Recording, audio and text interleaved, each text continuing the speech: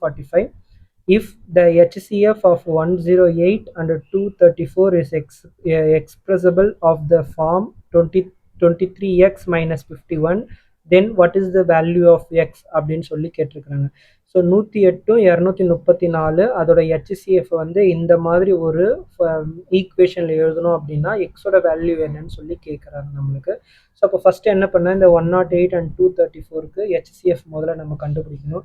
So HCF எப்படி கண்டுபிடிக்கிறதுன்னு உங்களுக்கு தெரியும், ஓகேவா? ஸோ ஃபஸ்ட்டு என்ன பண்ணணும், ஸோ இதை டிவைட் பண்ணணும். So 2, so 5 4, so 2, so 2 2 4 7, so 3 9 3 3 3 3. So அப்போ 108க்கு என்ன வேல்யூ மாதிரி, so 2 into 2 into 3 into 3 into 3, ஓகேவா? ஸோ அதே மாதிரி உங்களுக்கு ஸோ 234க்கும் நீங்கள் கண்டுபிடிக்கணும். ஸோ 2 போட்டிங்க அப்படின்னா ஸோ 117, ஸோ அதுக்கப்புறம் 3 போட்டிங்கன்னா ஸோ 9 3 3s are 9, ஓகேவா? So balance 2 27, so 9 3s are 27, ஓகேவா? So 3 3s are 9, balance 2 9 3s are 27.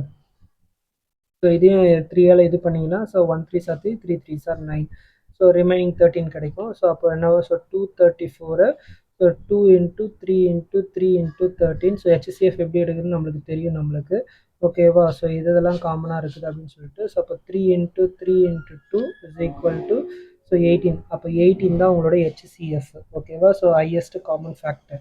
இப்போ என்ன பண்ண சொல்லிடுறாங்க, ஸோ 23x மைனஸ் 51 இது ரெண்டுத்தையும் ஈக்குவேட் பண்ணும். ஏன்னா இந்த ஹெச்சிஎஃப் தான் நம்ம இந்த ஈக்குவேஷன் ஃபார்மில் நம்ம எழுதிக்கிறோம், அதனால் ரெண்டுத்தையும் ஈக்குவேட் பண்ணுறோம். ஸோ அப்போ 23x is equal to 18 plus 51. So அப்போ 23x is equal to so 969. So X equal to 69/23, ஓகேவா? ஸோ 23, ஸோ இதை கேன்சல் பண்ணால் என்ன வரும்னு பாருங்கள். ஸோ 123s are 23, ஓகேவா? So 3, okay 3 23s are 69. So அப்போ எக்ஸ் ஈக்குவல் டு 3. ஸோ இதுதான் உங்களோட ஆன்சர்ஸ் எங்கே இருக்குதுன்னு பாருங்கள். So option A is the right answer, ஓகேவா, இந்த சம்முக்கு.